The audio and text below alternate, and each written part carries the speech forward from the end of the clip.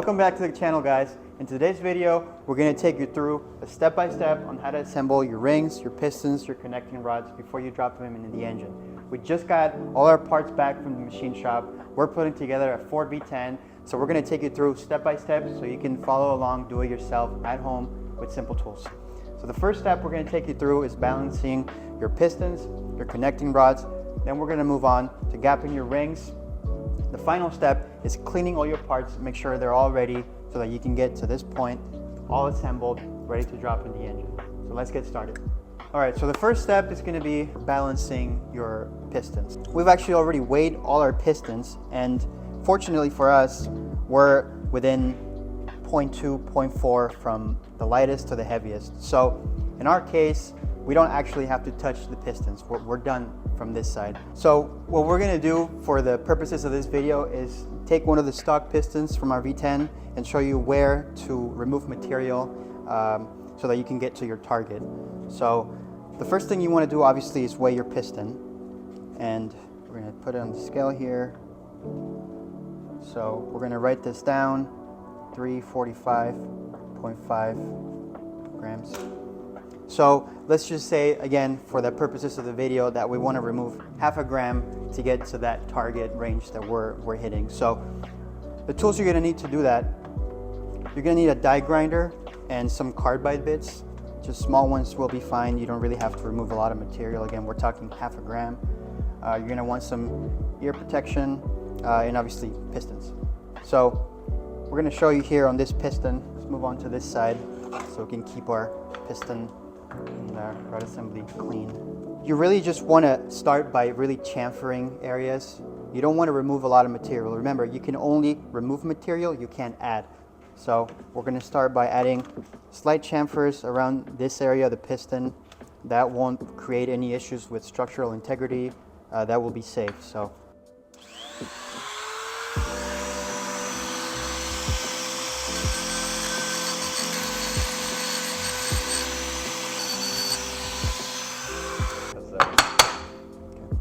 all right, so we just did a little bit of a chamfer here, and try and remove material evenly from side to side. You don't just want to take material out from one side and leave the other untouched. Just keep that in mind. So let's see how far we got here. We started with 345.5. We want to get to 345 even. Let's drop this in here.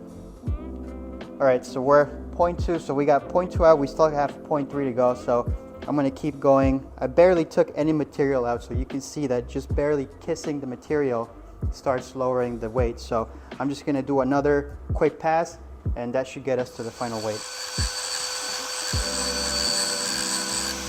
One last time.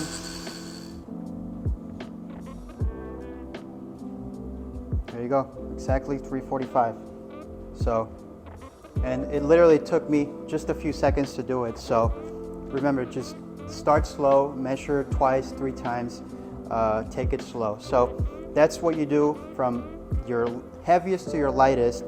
Once you're done with that, you can set your pistons aside. The next step is going to be balancing the connecting rods. So we're going to take you through that next. All right, so one last tip that we forgot to mention earlier. Something you could do if you're like us and from your lightest to heaviest, you're talking, 0.2, 0.3 grams, and you don't want to grind on your pistons. You definitely want to measure all your wrist pins, because you could have that difference within the wrist pin itself. So you could pair the heavy wrist pin with the light piston, and that's how you balance your piston assemblies. All right, so let's get started balancing the rods. So the concept of balancing your rods, you have essentially, you split up your rod into 2 different parts. You have your rotating mass, your reciprocating mass, right? If you look at the piston or the rod, it moves this way in the engine. So this end is moving up and down. This end is rotating. So that's why it's important to actually balance each end independently.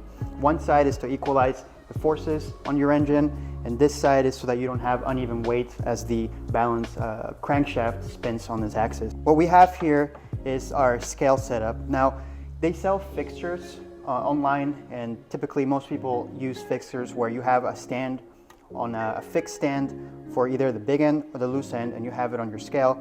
And the other side is held by either a swing arm on some chain, and you just have to make sure it's even, and you measure each side one side at a time. The problem with that is that it's too expensive, and if you're just doing this every once in a while like we are, it's not worth it paying $300 for something like that. And the concept is simple enough that you can actually do it in a different way. So what we have here, we're taking a sort of a car corner weight assembly, corner weight balancing approach. So we've set up here 2 scales, and we 3D printed inserts for the small end and the big end, and they're touch points. So they're essentially point loading the scales so that we can measure each end independently. Now you don't have to have both scales at the same time. We have 2 scales, so we're doing it this way to save a little bit of time. You can do it one side at a time and that's fine. But this way we can measure both ends at the same time, cut a little bit of time, and then get started that way. So one thing to note, when you're first starting this, you want to think about where to remove material. So in our connecting rods, we actually could see where the manufacturer had grinded some material away, and it's in this webbing. So you can see it's shiny here, whereas it's really the forging where they didn't touch. Same on this side. So that tells you that that's kind of how they started balancing it from the factory, and you can take some material from there if you want to get started that way. You can also take material out from this area. It's really going to depend on your rod design, so you want to be aware of that. On the top, you just want to make sure you're taking weight evenly throughout the circumference of this area. You don't want to focus all your removal on one side or the top. Try and make it as even as possible so that you're not redistributing the CG of the rod as you take material away. So the first step is to measure all your rods and find your lightest rod. We've already done that. This is the one that we have assembled. We don't have to touch it. This is actually our baseline for balancing. So you can see here that because we're using cheap scales, we're choosing to take 6 measurements for the same rod, and then we're taking the average. So this is rod number 9, and we measured 219.3 grams on the small end, 564.8 on the large end. And this is the lightest assembly from all of them. So this is what we're targeting for all the other rods. Now we're trying to hit 0.5 gram within 0.5 gram. And that's per side. So as long as we're within that tolerance, we're gonna call it good. So here's the 3D printed inserts that I was mentioning. This is for the small ends, for the big end. You can see that it's got 2 points. And we gave it a little slot here so we could make sure it's lined up exactly the same every time. Again, this is all for repeatability between your measurements. So we're gonna take one of the rods here. This is number 7. We're gonna take it here. We're gonna put the insert always in the same orientation. We're gonna line this slot up with the parting line of the cap. And then we have our small end here. We're gonna put it on the same spot. We're gonna turn on the scales. Make sure they're zeroed, obviously. And then we're just gonna place it in. Okay, and then we got 219.1 on the small end and 565.6 on the big end. 18.2. All right, so like I said, we took 3 measurements this time. Now, this rod here is only 0.6 grams heavier than the lightest, so we expect that we probably don't have to take material out. And this number is also without a bearing, so that's why these don't add up to that. That's true, yeah, that's heavier. So the first weights we took were without bearings, but now we have bearings in there, so we just leave them in there. So we averaged 219.2 on the small end. That's actually lighter than the lightest, so we're done there. And then on the big end, 565 even, so that's only 0.2 heavier than your big end. So actually, this one is done. So we're not going to show you how to do it on this one, but we're gonna keep measuring. We're gonna just maybe do this next one. This is number 8, and this one should be pretty heavy. This is about 2 grams heavier than the lightest one, so we expect to take material out from here. So let me take some measurements, and we'll show you how to do it on the grinder. All right, so we're here at the belt sander. We chose to use the belt sander because it gives it a nice finish and it's easily controllable to get to these radiuses, and on this outside face is where we're going to sand. You could use a hand grinder or like a burr to take it off, but we prefer using the belt sander. So the way I've been doing it is to get into this radius area, we're just going to use the rounded area of the roller and grind up against here, just like this. So I'll give it a couple passes there. You want to make sure you're hitting both sides evenly. So however many times, count how many you're doing on this side, then you'll flip it over, do the equal amount on both sides. You want to try to be as equal as possible at all times. We also talked about you could do these edges. We chose not to, we did one and we don't like the way it's so close to the bolt. So, but if you were to do that, you could, get on the flat edge and just pivot it and kind of round this area and do it on the opposite side. And then make sure, again, you have to do it equally on both sides of your rod. So all 4 corners there if you're going to do that. Don't take off material on here. This weakens the cap. You don't want to do that. Then for the top, if you need to take weight from here, we're just doing simple cutting on the side and then rolling over, flip it over, cut, and roll. So that'll just clean up this top area. To finish it off, I like to use the floppy side just to clean it up. So that's a little trick I like to do. But yeah, we're going to go ahead and grind this one to where we need to get it to.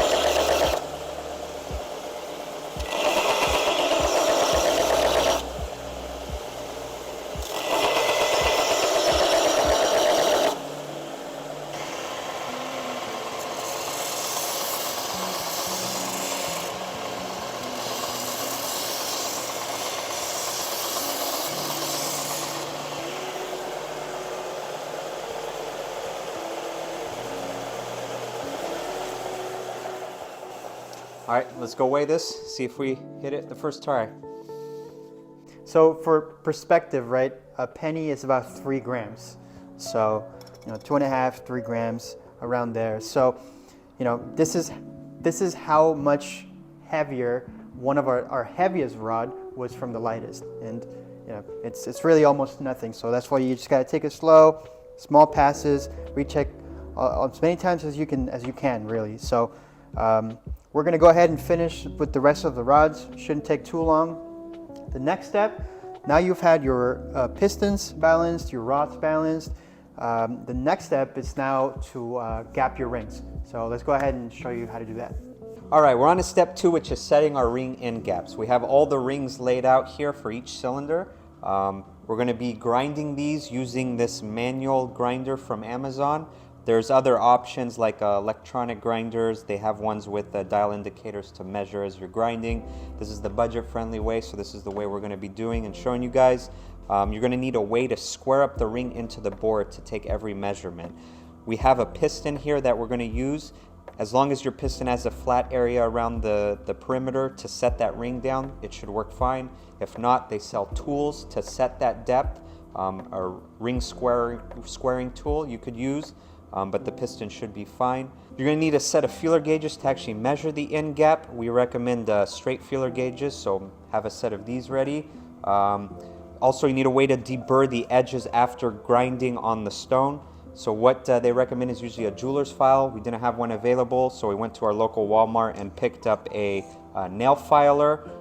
So this will work if you're in a crunch. We recommend Performance Purple, of course. So a couple important points that we want to make sure to address is you do not want to file your rings until your block is finished machined. Bored out if you're doing that and honed to final size. If you do this before any work on this and you open this up your ring gaps will open up significantly. So make sure your block is ready before you go ahead and gap your rings. You want to make sure to keep your ring pack together once you're done grinding. If you're not going to put it on the piston, we recommend putting a piece of tape around here and numbering it with the cylinder that it goes to. So this will work well. As you can see, we've done one already. We're going to go ahead and work on another one and show you every step as we work through it on this block. First, you're going to want to locate your ring manufacturer's recommended specs for your specific ring set. Here we have an example from JE Pistons that we're going to use to talk through. Yours should look similar to this. So what you can see on this chart is there's different performance categories for the specific engine build. So you need to decide where yours falls into place. If you're building a turbo motor, a naturally aspirated motor, NOS, so you'll select that. That gives you a recommended ring gap spec on the column side for each of the rings. You're going to take that number and multiply it by your finished bore diameter for your engine. For us, we're building a naturally aspirated high revving V10. If you want to check out the progress on that build, check out our channel link up here. We are going with 18 thou for our top ring and 20 thou for the second ring. That correlates to a 5 thou per inch recommendation for the top and a 5.5 thou recommendation for the second ring. So a couple key points on ring gap. The whole point of ring gap is to make sure the ends don't butt together as the cylinder temperatures get up. So you really want to lean towards a larger ring gap. There's no detriment to power and it's safer for your build. So if you're in between where to go, just go towards the larger side. It shouldn't hurt anything. Another piece of information is usually you want to set your second ring gap larger than your first ring gap. And the point of that is to make sure you don't have any trapped compressive gases in between there, unseating that upper ring. Another point is on your oil control ring. A lot of specs just say to run 15 thou minimum, but from research and from recent advancements, it seems like you want to run your upper control ring the same or larger than your second ring gap.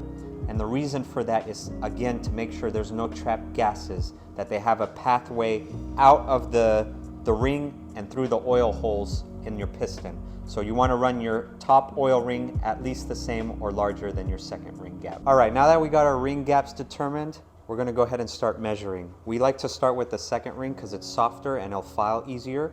So we'll start here. We got a clean rag. Make sure you have a rag with you at all times. Clean out the bore, make sure it's nice and clean. Clean off the ring face, clean off the ring. Then we like to install it with the notch pointed towards us to make it easier to measure once we start measuring. And then you just want to close it in and stick it in so it's like that. Then we grab our piston. This is going to square up the ring into the hole. For this piston, we're going to the edge here, these bottom tangs, since it's kind of loose in the bore. So that's where it's squared up inside there. The ring you could see down there, and we're going to be measuring that gap at the bottom. All right, so the ring is in the bore squared up. We're going to start measuring the gap here. I'm starting with 16 thou, and this is a little too loose. We're looking for some bite. It just falls into the slot. So let's try 17.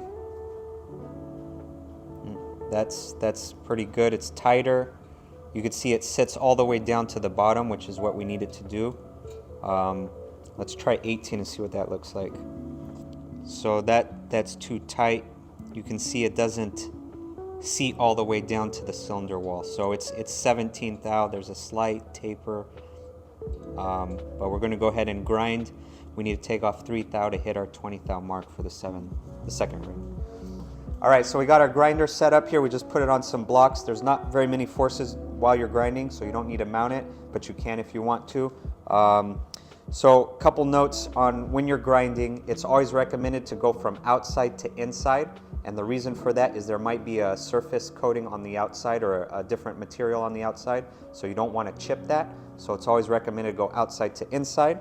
On this tool, if you were to do that, it would push the ring towards you. So you want to make sure you hold it pretty well to make sure it doesn't bounce. And you shouldn't be applying too much pressure to the wheel. So if it is grabbing and catching, you're probably pushing too hard, so ease up on that and just go slow. We went the other way. We went from inside to outside. We didn't have any issues. It was just made more sense to us to always grind into the stops. Other tools have the stops towards the center more, so it makes sense to go outside to inside on those. But we don't have that with this tool. Another point is you only want to be grinding on one side. You don't want to grind both sides. You don't want to pinch this on the blade while you're grinding. You want to choose one side and stick to that for all of the rings. So an easy way to do that is just keep the top of the ring always faced up while you're grinding. So if you have a dot or a number, just keep that faced up and always grind on the same side. So another thing you want to do is you want to make sure you're as square as possible while grinding. So that'll help if you keep your things up against the stop. You could test after you grind by pinching the ends together and making sure you don't see light through there. So you always want to be as square as possible. So let's go ahead and grind on one of these rings. Put it up against the tool, up against the posts, and then slowly feed that into the wheel. You don't want to put too much pressure. You don't want to squeeze the ring. You know, keep it there in its natural state, and then you go ahead and start spinning. Again, it doesn't take much force, so you could hear, you don't have to put too much pressure. You know, count how many times you're spinning it, because you want to kind of get an idea of how fast the material gets removed. So there's about 15, 20 cranks. You know, we could check really quick, make sure we're not, you know, cutting not square. Looks good.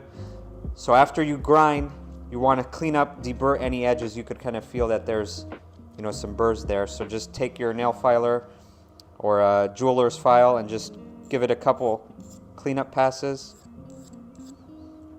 And you want to do this so you don't scratch the cylinder wall when you're measuring.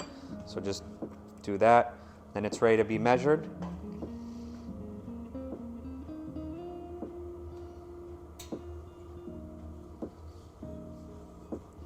Square it up with whatever you prefer to square up with. Now let's take another measurement. So we were at 17 thou before. Let's see just how 17 thou fits after, that was probably about 15 churns. So yeah, you can see it's much looser. It just goes in. So let's try 18. So 18 thou fits. Still, yeah, it's probably 18 thou actually. We probably only took out a thou. Let's try 19.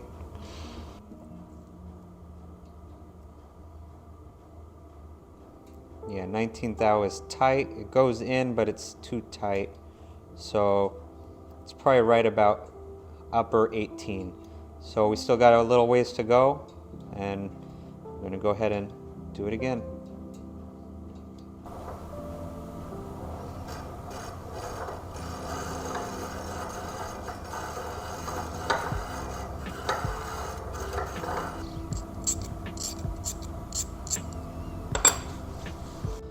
All right, so let's see how we did. Goal is 20. This is 20 thou. Yeah, that feels pretty good. So it has a little bite. It's not super tight in there. Not super loose either. Let me try 21.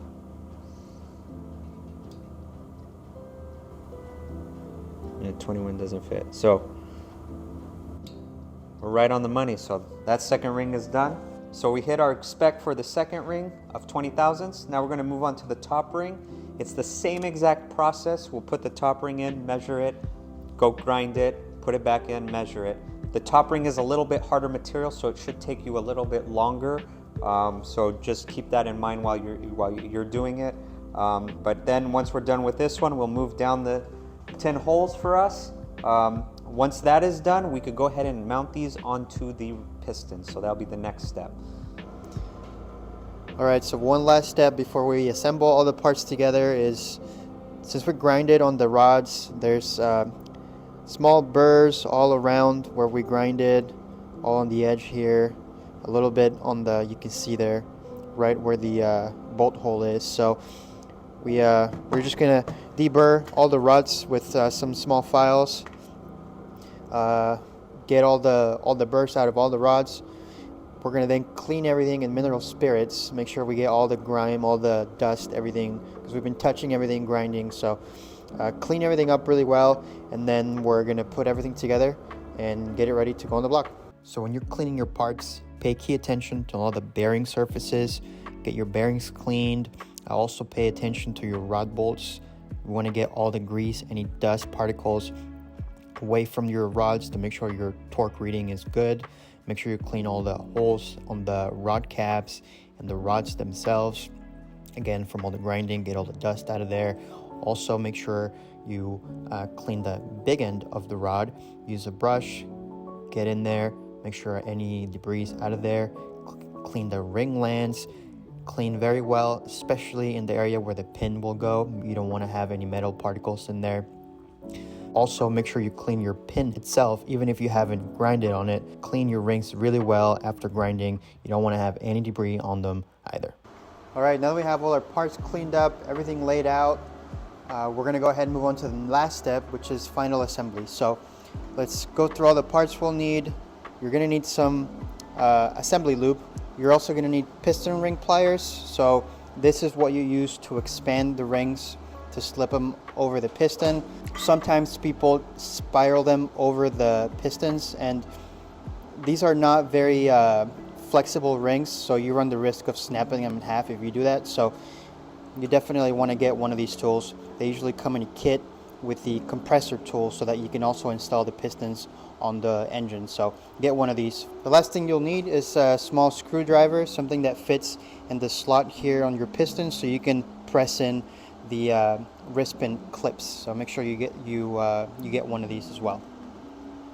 Let's get started with the first step, and that's putting your first circlip on the piston. This is what's going to keep the wrist pin from going through when you first assemble it. So you can see here there's grooves inside of the piston. That's where this fits in. So you want to put one side in, make sure it's aligned with the slot. You want to put some pressure down. Have a little bit of overlap to this little feature where you're going to hook your screwdriver to. So again, keep pressure down. You're going to slide your screwdriver in between the clip and the piston, and you're going to just press over and down with your other hand. You should hear a click. That's fully pressed in. Make sure that it is fully pressed in, otherwise you're going to have to move it around. Sometimes you just got to press it in a little bit to get it to fully sit. So that's step one. Second step is take your assembly lube, and you're going to want to put lube in all the areas where the wrist pin is in contact with, everything that's moving. So fill that in, put it on the other side as well. You don't have to put a lot of it, this is probably too much, but it's fine. Take that. So that's it for the piston. Now you take your wrist pin, lube that up as well. Make sure you get all around it. Alright, so now you're going to put your wrist pin in from the other side where you put in your clip. This side doesn't have a clip yet, so it should slide in very easily. No pressure. You shouldn't feel any resistance. If you do, take it out and reassemble. So just put it in as far as it's flush with this surface, because the next step is to assemble the rod onto the piston. So again, you're going to take your connecting rod. Now make sure you have it in the right orientation. This is engine specific, so it might not be this case all the time, but you can see in these rods there's a side with a big slot. The other side is chamfer. The other side is a small chamfer. So in our case, we're putting the big chamfer towards the side adjacent to the next connecting rod. In most applications, you want to have the big chamfer towards or facing the crankshaft. So keep that in mind, especially if you have an aftermarket crank. Make sure you keep an eye out for that. All right, so once you have that, make sure you have the right orientation. Also make sure your piston is in the right orientation. See, in our case, this has a little marking that says intake, so I know that's how it sits on the engine. So you're going to add grease to the connecting rod, assembly lube. Make sure it gets everywhere here. Okay. And now you're going to just assemble it all together. So align the holes here, press the wrist pin all the way through. Again, you shouldn't feel any resistance. If you do, take it back out and realign it. You should be free to rotate, no issues there. Set it down. Now you're going to grab your second clip, and you're going to repeat the process that you did with the first clip. So make sure the wrist pin is fully seated, so you shouldn't be able to move it down anymore. Again, align one side of the circlip to the slot, put some pressure down, get your screwdriver, put it over. There you go. That's fully seated. So again, it's free to rotate, no issues, nothing's rubbing. So just another note, right? This is obviously a full floating wrist pin. This is not the kind where you have to press it in. That would be a completely different process. We're not really going to show that because that's not our application, but if that's your application, make sure you look up the right way to assemble this. Okay, so the last step is going to be assembling your piston rings. So lay them out in the order that you're going to put them in, right? You have 2 oil control rings, you have your oil slinger, and you have your second and top ring. So you're going to start by installing, make sure it's nice and clean. You're going to start by installing the oil slinger, and this one you do roll it into the land. So start with one side and just slowly and gently roll it into the piston, so it should be able to spin freely. It shouldn't have any resistance again. So that's the right way to do it. So the next step is to install your oil rings. Now these from the pack, they're the exact same. You really wouldn't be able to tell the difference. In our case, like we said earlier, we gapped the top ring. So, well, we gapped one of the rings. So one now is our top ring, the other is our bottom ring. So if you haven't gapped either of your rings, they're both the same.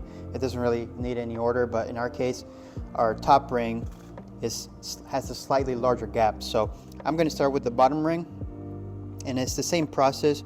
Make sure it's seated right underneath the oil slinger, and you're going to roll it gently into the piston. There you go. The second ring is in there. Again, spins freely, nothing's jamming. You should do that every time you install a ring. Make sure they spin freely. You don't want to run into any issues at the end. So now the second oil ring, same thing. You're going to put it on the piston here, and then gently roll it back.